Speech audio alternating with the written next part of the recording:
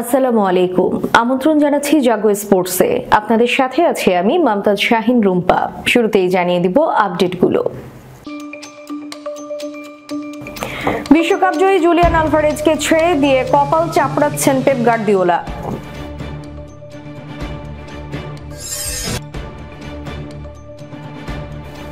Saudi আরবের 2034 বিশ্বকাপ হবে সর্বকালের সেরা, দাবি করে যা বলেছেন রোনালদো।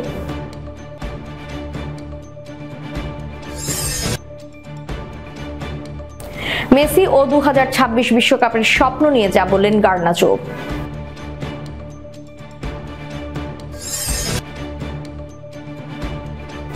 দ্রুততম 50-তে রোনালদোকে ছাড়িয়ে গেল মেসিকে পারেননি এমবাপ্পে। শুনছিলেন শিরোনাম, এবারে বিস্তারিত। বিশ্বকাপ জয়ী জুলিয়ান আলভারেজকে ছেড়ে দিয়ে কপাল চাপড়াচ্ছেন পেপ গার্দিওলা। পেপ গার্দিওলার নাম শুনলেই ফুটবল প্রেমীদের চোখে ভেসে ওঠে একাধিক সাফল্যের স্মৃতি। তবে ম্যানচেস্টার সিটিতে তার ক্যারিয়ারের সময়কালে একটি ভুলের কথা বারবার উঠে আসে, কোল পালমারকে বিক্রি করা। কিন্তু সম্প্রতি আরেকটি ভুল তার গার্দিওলার শান্তি কেড়ে নিয়েছে, সেটি হলো আর্জেন্টিনার বিশ্বকাপ জয়ী ফরোয়ার্ড জুলিয়ান আলভারেজকে অ্যাথলেটিকো মাদ্রিদে ছেড়ে দেওয়া। 2024 সালের আগস্টে আলভারেজ যখন 81 মিলিয়ন পাউন্ড ট্রান্সফার ফিতে অ্যাথলেটিকো মাদ্রিদে যোগ দেন, তখন গার্দিওলা নিজেই বলেছিলেন এটি একটি সমস্যা হতে পারে। তবে তিনি অনুমান করতে পারেননি আলভারেজ এত দ্রুত লা লিগা এবং চ্যাম্পিয়ন্স লিগে এত প্রভাব ফেলবেন। বুধবার চ্যাম্পিয়ন্স লিগের তুরিনে জুভেন্টাসের কাছে 2-0 গোলে হারে ম্যান সিটি। তার আগে মাদ্রিদের মেট্রোপলিতানোতে আলভারেজের গোল আর অ্যাসিস্টে অ্যাথলেটিকো মাদ্রিদ হারায় স্লোভান ব্রাতিস্লাভাকে। 24 বছর বয়সী আলভারেজ নতুন ক্লাবের হয়ে 12তম গোল করেছেন এই ম্যাচে। আন্তোয়ান গ্রিজম্যানের 2 গোলেও ছিল তার অবদান। এতে টানা 10 ম্যাচ জিতেছে অ্যাথলেটিকো। গ্রিজম্যান আলভারেজের কার্যকারিতা সম্পর্কে বলেছেন, জুলিয়ান একজন অসাধারণ খেলোয়াড়, তাকে আমাদের সঙ্গে পেয়ে আমরা গর্বিত। আশা করি আমরা একে অপরকে আরো সাহায্য করতে পারবো। অন্যদিকে ম্যানচেস্টার সিটি বর্তমানে কঠিন সময়ের মধ্য দিয়ে যাচ্ছে। Phil Foden, Kevin De Bruyne, Jack Grealish এবং জেরেমি ডোকু ইনজুরির কারণে ছিটকে গেছেন, আর এর প্রভাব সরাসরি দলের পারফরম্যান্সে পড়েছে। প্রিমিয়ার লিগে 4র্থ স্থানে নেমে গেছে তারা। চ্যাম্পিয়ন্স লিগে অ্যাথলেটিকো উঠেছে 11তে আর সিটি নেমে গেছে 22তম স্থানে। গার্দিওলার সিটির হয়ে আলভারেজ 2টি প্রিমিয়ার লিগ শিরোপা এবং 1টি চ্যাম্পিয়ন্স লিগ জিতেছিল। তবে এরপরেও তাকে দ্বিতীয় সারির খেলোয়াড় হিসেবেই রাখা হয়েছিল, কারণ আর্লিং হাল্যান্ড ছিলেন প্রথম পছন্দ। আলভারেজের সিদ্ধান্ত ছিল নতুন চ্যালেঞ্জ গ্রহণ করা।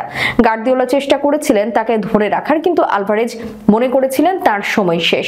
গার্দিওলা বলেছিলেন, সে আমাদের খুবই প্রিয় ছিল, তবে দীর্ঘদিন খেলার সুযোগ না পাওয়া খেলোয়াড়দের জন্য খারাপ। আলভারেজ সিটির হয়ে 36 গোল এবং 18 অ্যাসিস্ট করেছিলেন, কিন্তু তবুও তিনি হাল্যান্ডের ছায়ায় ছিলেন। এখন তার পারফরম্যান্স দেখে সিটির সমর্থকরা প্রশ্ন তুলছেন, আলভারেজকে ছাড়ার সিদ্ধান্ত কি সঠিক ছিল? বর্তমানে আলভারেজের চ্যাম্পিয়ন্স লিগে 12 ম্যাচে 9 গোল এবং 3 অ্যাসিস্ট তাকে বিশেষ অবস্থানে নিয়ে গেছে। এমনকি তার রেকর্ড লিওনেল মেসির প্রথম 12 গোলের রেকর্ডকেও ছাড়িয়ে গেছে। গার্দিওলার এই সিদ্ধান্ত হয়তো ভবিষ্যতে ম্যানচেস্টার সিটির জন্য আরো জটিলতা তৈরি করবে।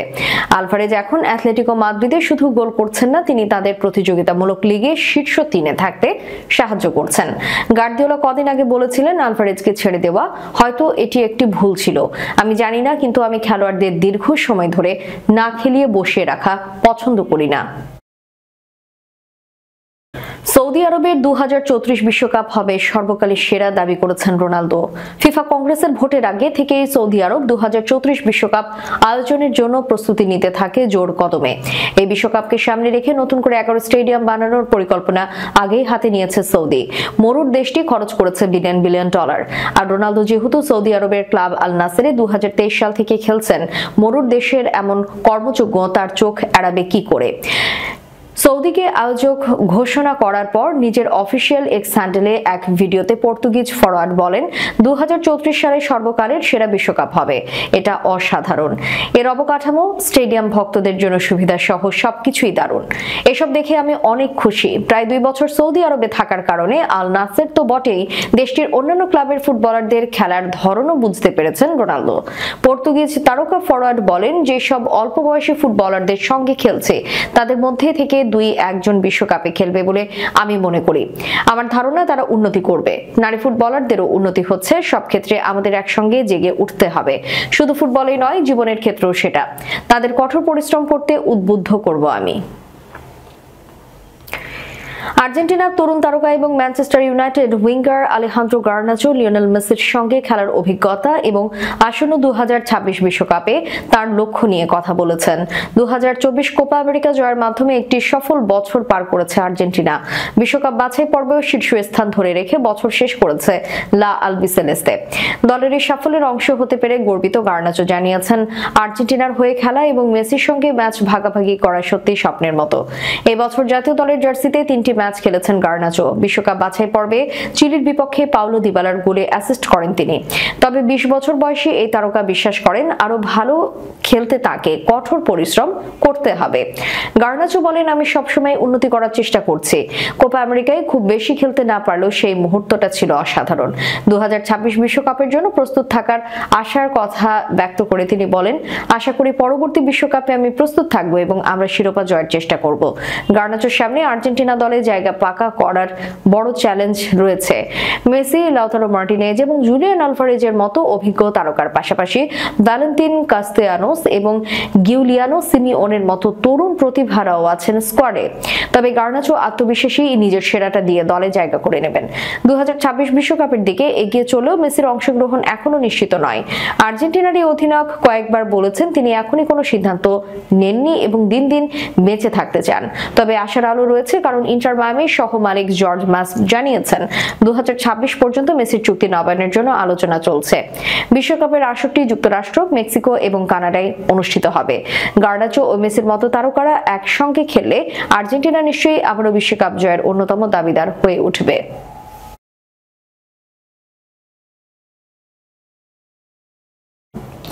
উয়েফা চ্যাম্পিয়ন্স লিগে ভালো সময় যাচ্ছিল না রিয়াল মাদ্রিদের।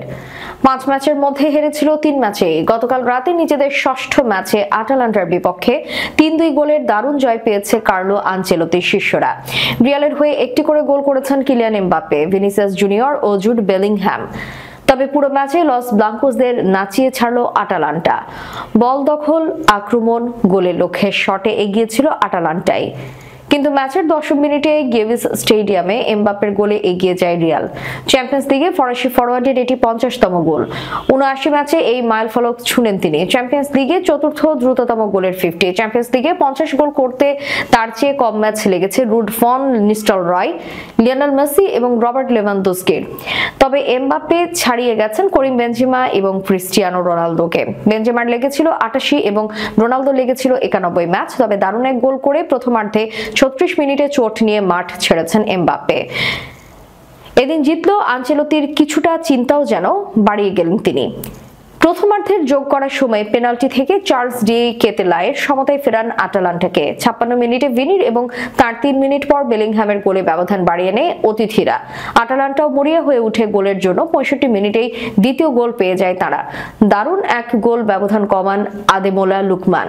শেষ পর্যন্ত জয় নিয়ে মাঠ ছাড়ে রিয়াল। তবে এমবাপ্পের উরুর চোটের কথা জানালেন আনচেলোতি। রিয়াল কোচ বললেন, ওর উরুতে টান লেগেছে, অস্বস্তি আছে, পরীক্ষা করে দেখতে হবে আমাদের, আপাতত গুরুতর মনে হচ্ছে না, তবে আমি জানি না, কালকে দেখবো আমরা।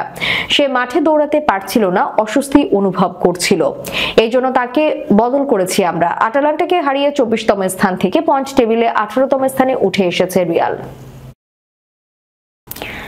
শেষ করার পূর্বে সংবাদ শিরোনামগুলো জানিয়ে দিব আরো একবার। বিশ্বকাপ জয়ী জুলিয়ান আলভারেজকে ছেড়ে দিয়ে কপাল চাপড়াচ্ছেন পেপ গার্দিওলা।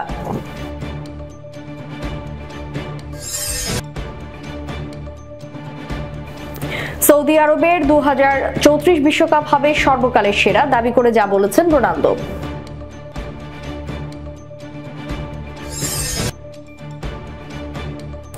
মেসি ও 2026 বিশ্বকাপের স্বপ্ন নিয়ে যা বললেন গার্নাচো।